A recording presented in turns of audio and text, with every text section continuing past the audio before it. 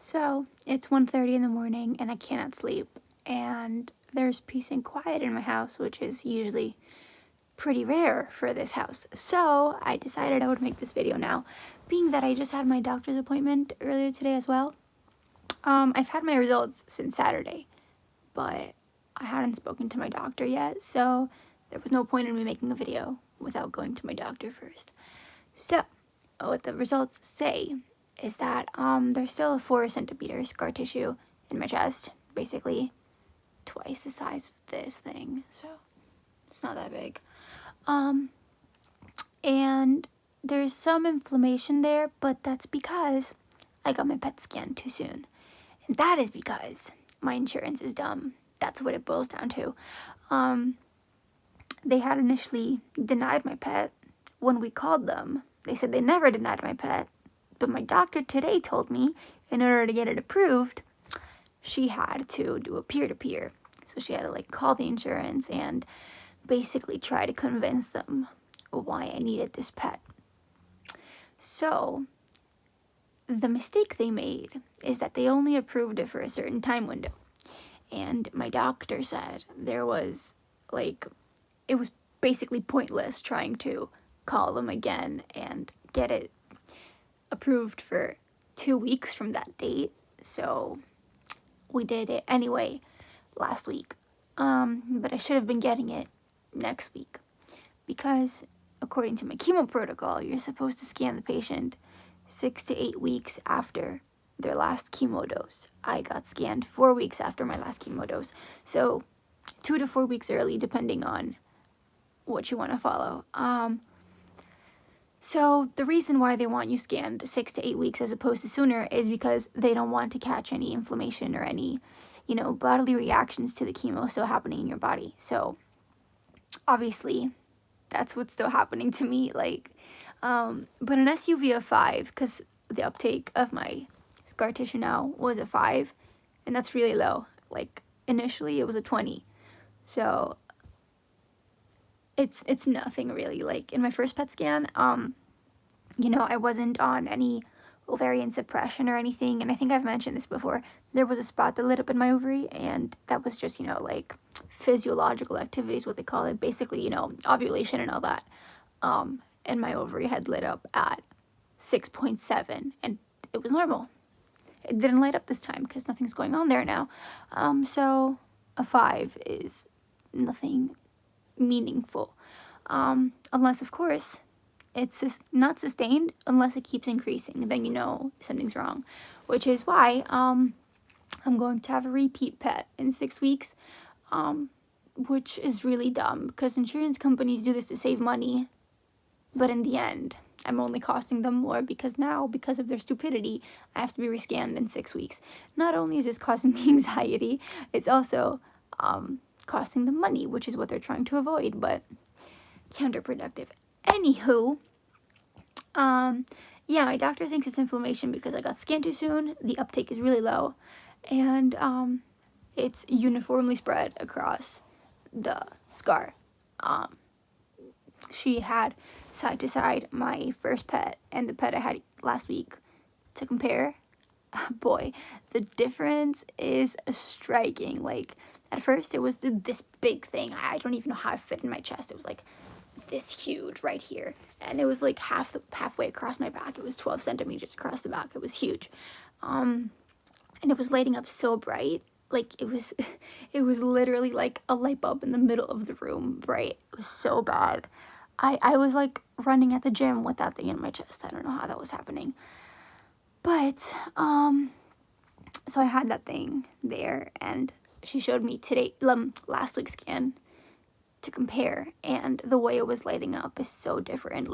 There was no difference to the rest of my body, really. It was oh, crazy how chemo can do that to you. It kills you, but it's just crazy. Anyway, enough me talking about science. So basically, I thought I was gonna need radiation, but I don't.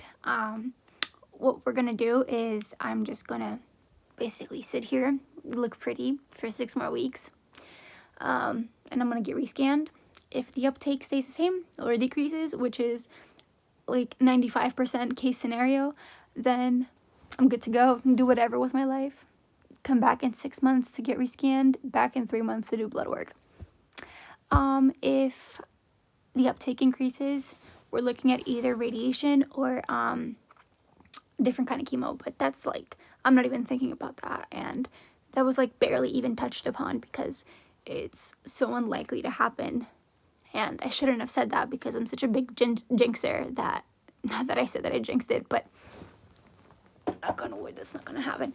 Anyway, so that's the good news. Nothing else lit up, nothing else is happening in my body. It's just this resolving, and I'm so confident that 6 weeks from now I'm gonna go get scanned. It's gonna be like just dead, decreased, nothing. Only because I've actually seen it happen, because I talk to other people. Excuse me, sorry. I talk to other people with this cancer, and like there's a whole Facebook group and everything about it, and my case is so common and people have gone through so much anxiety. But I feel lucky in a sense because I've seen this happen to so many people. Then now that it's happening to me, I'm not surprised at all. If I had seen it without having seen it in other people prior, I probably would have been freaked the hell out, but I'm not.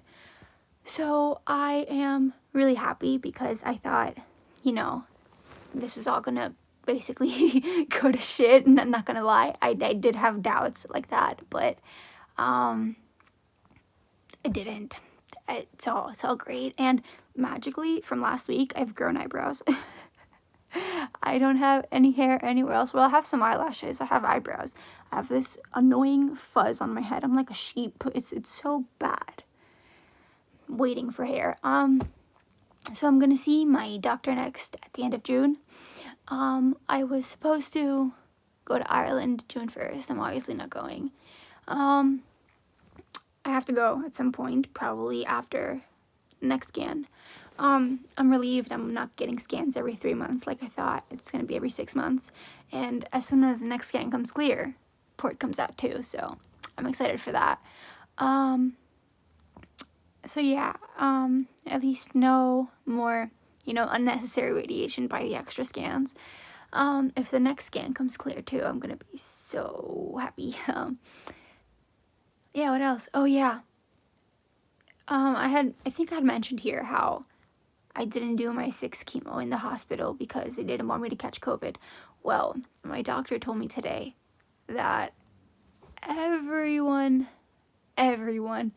on the 7th floor of my hospital, and that's the leukemia floor, by the way, so they do chemo for leukemia patients, chemo for lymphoma patients, and stem cell transplants on that floor. Everyone on that floor got COVID.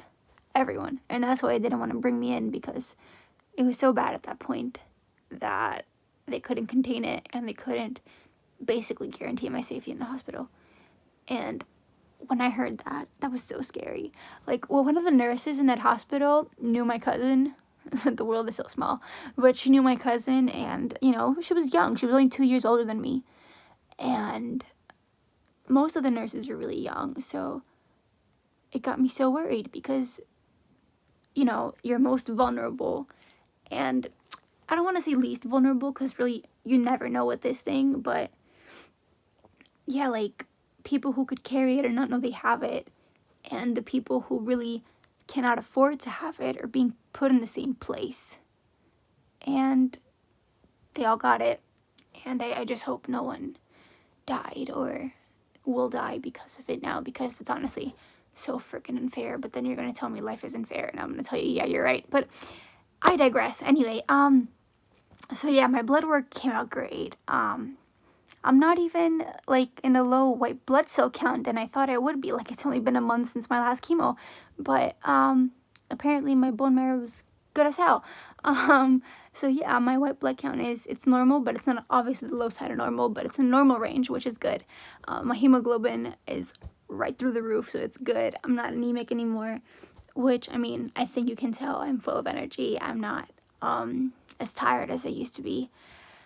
And overall, honestly, I feel so great.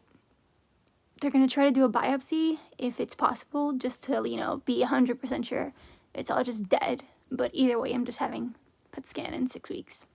And if the uptake goes down or stays the same, we're good to go. If it goes up, we do radiation. I've contacted actually someone at the National Institutes of Health, the National Cancer Research Institute, whatever. One of the top doctors who specializes in my cancer. And I asked him what he would suggest doing if it's positive. But I doubt it is, because honestly, there's no way. If it was, I would have been, way more prepared about it being positive than what it was now. So